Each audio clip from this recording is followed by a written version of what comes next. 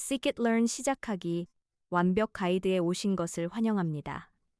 머신러닝 입문자를 위한 필수 지식을 함께 배워보겠습니다.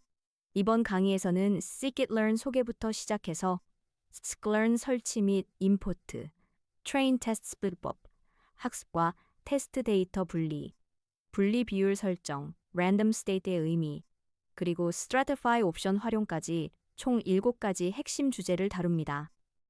각 주제를 실전 코드 예제와 함께 쉽게 설명하겠습니다. 먼저 Scikit-learn이 무엇인지 알아보겠습니다. Scikit-learn은 파이썬에서 가장 많이 사용되는 머신러닝 라이브러리입니다.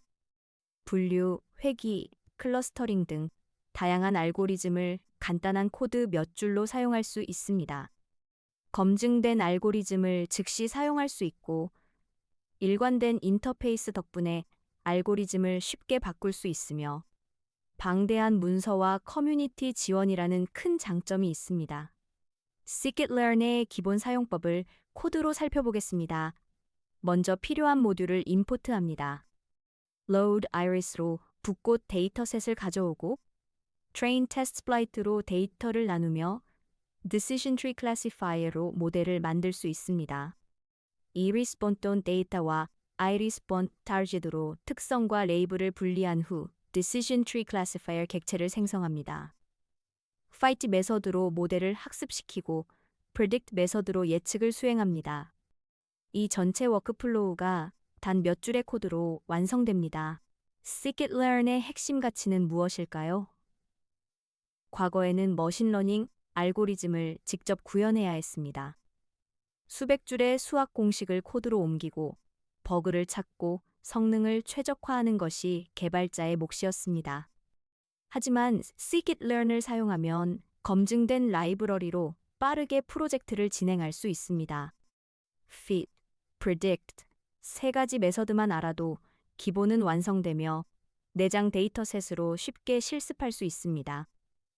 실무에서는 온라인 쇼핑몰의 고객 이탈 예측, 추천 시스템 등에 활발히 활용되고 있습니다. 설치는 정말 간단합니다. pip 명령어 한 줄이면 모든 의존성 패키지가 자동으로 설치됩니다. 복잡한 설정이나 환경 구성이 필요 없습니다. pip install scikit-learn을 터미널에 입력하면 됩니다. 파이썬 3.7 이상 버전이 필요하며 numpy, scipy 같은 의존성 패키지도 자동으로 함께 설치됩니다. 대부분 1분 이내에 설치가 완료됩니다. 설치 및 임포트 방법을 코드로 확인해 보겠습니다. 터미널에서 pip install scikit-learn 명령어를 실행하면 설치가 시작됩니다. 설치가 완료되면 import sklearn으로 전체 패키지를 임포트 있습니다. sklearn, version 5로 설치된 버전을 확인할 수 있습니다. 하지만 실무에서는 필요한 모듈만 선택적으로 임포트하는 것이 더 효율적입니다. Train Test Split, Standard Scalar, Logistic Regression처럼 필요한 것만 가져오는 방식입니다. 샘플 데이터셋도 쉽게 로드할 수 있습니다. Load wine으로 와인 데이터셋을 가져와서 shape로 데이터 크기를 확인할 수 있습니다. 중요한 주의사항이 하나 있습니다. 초보자가 가장 많이 하는 실수는 설치와 임포트 이름을 헷갈리는 것입니다. 설치할 때는 pip install scikit-learn이지만 코드에서 임포트할 때는 import sklearn입니다. 이 차이를 기억하지 못해 에러가 발생하는 경우가 정말 많습니다. 또한 가상환경을 사용하여 프로젝트별로 독립적인 환경을 구성하는 것을 권장합니다. VMw나 Conda를 사용하면 프로젝트 간 의존성 충돌을 피할 수 있습니다. 이제 Train Test Split이 왜 필요한지 알아보겠습니다. 학습한 데이터와 같은 데이터로 평가하면 99% 정확도가 나와도 의미가 없습니다.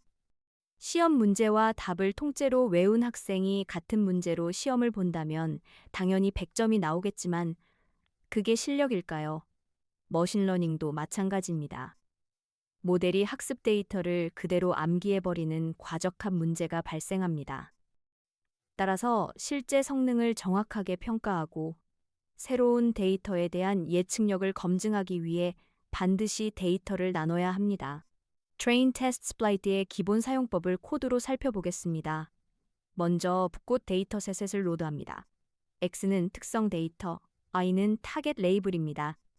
train test split 함수에 X와 E를 전달하고 test size 0.5로 전체 데이터의 20%를 테스트용으로 사용한다고 지정합니다. random state what I do는 랜덤 시드를 고정하여 항상 같은 결과를 얻을 수 있게 합니다. 반환값은 4개입니다. xtrain과 etrain은 학습용 데이터, xtest와 eTest는 테스트용 데이터입니다. 모델을 생성한 후 fight 메서드로 학습 데이터로만 학습시킵니다. 그리고 score 메서드로 테스트 데이터로만 평가합니다. 이렇게 하면 공정한 평가가 가능합니다. 데이터 분리의 핵심 원리를 정리해 보겠습니다. 요리사 자격증 시험을 생각해 보세요. 연습할 때는 레시피를 보며 요리를 만들지만 실제 시험에서는 레시피 없이 요리해야 합니다. 모델도 마찬가지입니다. 학습 데이터는 모델을 훈련시키는 용도이고 테스트 데이터는 성능을 평가하는 용도입니다. 이 둘을 섞으면 안 됩니다. 또한 데이터 누수를 방지하는 것이 필수입니다. 정규화나 스케일링은 학습 데이터만 보고 진행해야 하며 그 기준을 테스트 데이터에 적용해야 합니다. 순서를 바꾸면 잘못된 평가 결과가 나옵니다. 실무 사례를 하나 살펴보겠습니다. 신용카드 사기 탐지 시스템을 개발한다고 가정해 봅시다. 과거 거래 데이터를 train test splice로 나눈 후 학습 데이터로 모델을 훈련시킵니다. 그리고 테스트 데이터로 이 모델이 실제로 새로운 사기를 잘 찾아낼지 검증합니다. 금융권에서는 이런 검증 과정을 매우 엄격하게 진행합니다. 잘못된 예측이 금전적 손실로 이어지기 때문입니다.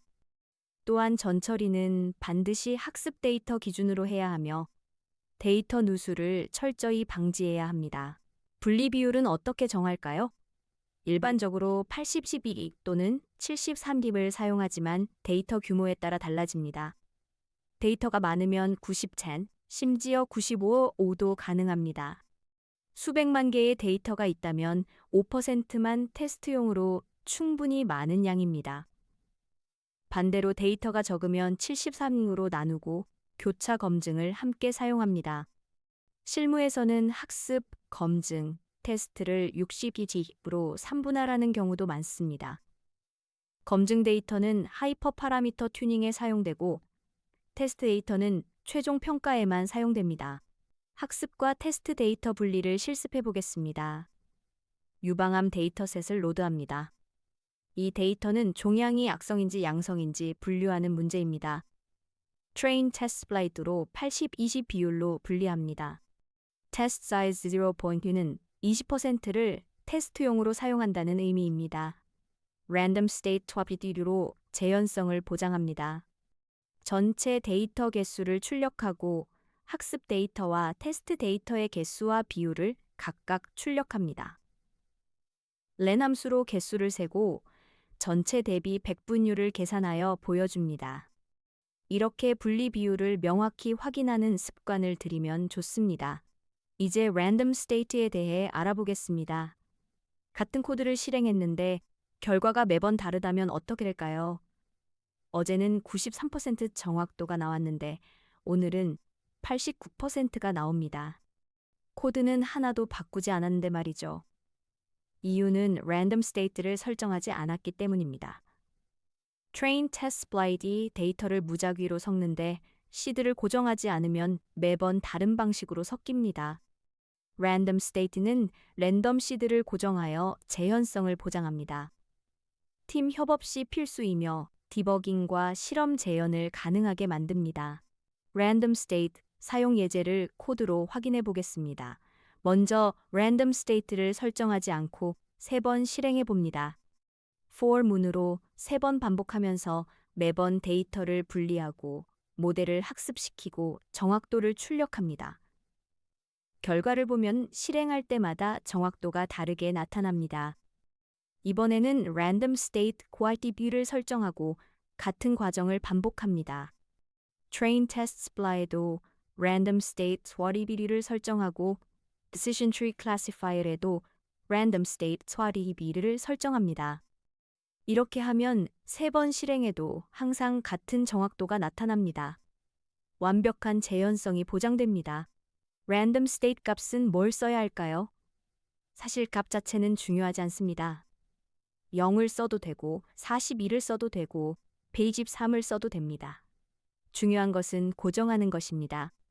머신러닝 커뮤니티에서는 관례적으로 42를 많이 사용합니다. 이는 은하수를 여행하는 히치하이커를 위한 안내서라는 소설에서 유래한 것으로 특별한 의미는 없지만 많은 개발자들이 따르고 있습니다. 또한 모든 랜덤 과정에 일관되게 설정해야 합니다. 데이터 분리, 모델 학습 등 랜덤성이 개입되는 모든 곳에 같은 값을 사용하세요. 최종 평가 시에는 여러 랜덤 스테이트 값으로 테스트하여 모델의 안정성을 확인하는 것도 좋습니다. 마지막으로 Stratify 옵션에 대해 알아보겠습니다.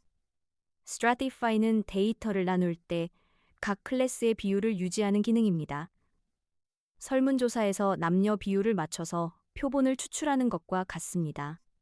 예를 들어 전체 데이터에서 남자가 60%, 여자가 40%라면 표본에서도 같은 비율을 유지하는 것입니다. 특히 클래스 불균형이 있는 데이터에서 필수적입니다. 정상 거래가 95%, 사기 거래가 5%인 데이터를 무작위로 나누면 운이 나쁠 경우 테스트 데이터에 사기 거래가 하나도 없을 수 있습니다. Stratify를 사용하면 공정한 평가가 가능합니다. Stratify 옵션 활용 예제를 코드로 살펴보겠습니다. 와인 데이터셋을 로드합니다. 이 데이터는 3개 클래스로 구성되어 있으며 각 클래스의 개수가 다릅니다. nping unique로 전체 데이터의 클래스 분포를 확인합니다.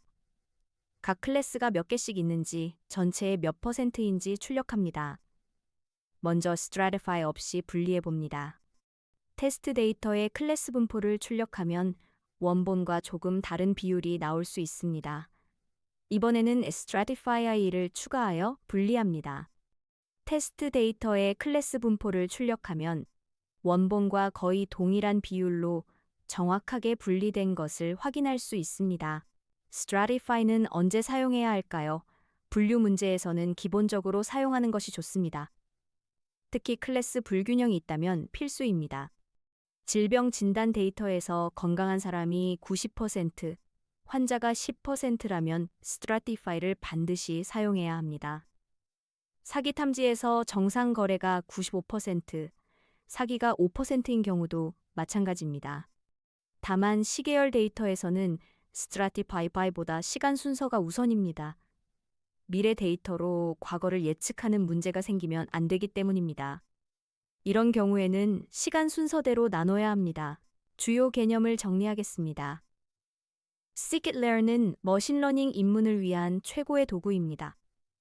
복잡한 알고리즘을 간단한 코드로 사용할 수 있고 검증된 라이브러리로 신뢰성이 높습니다. Train Test Splide로 데이터를 올바르게 나누는 것이 성공의 첫걸음입니다. 테스트 사이즈는 일반적으로 0.2 또는 0.3을 사용하며 Random State는 재현성을 위해 반드시 설정해야 합니다. Stratify는 분류 문제에서 기본으로 사용하는 것을 권장합니다. 이 3가지 핵심 원칙만 지켜도 신뢰할 수 있는 머신러닝 모델을 만들 수 있습니다. scikit-learn 시작하기 완벽 가이드 강의를 마치겠습니다. 오늘 배운 내용을 실제 프로젝트에 적용해 보세요. 직접 코드를 작성하고 실행하면서 익히는 것이 가장 좋은 학습 방법입니다. scikit-learn 공식 문서에는 풍부한 예제가 있으니 적극 활용하시기 바랍니다. 여러분의 머신러닝 여정을 응원합니다. 감사합니다.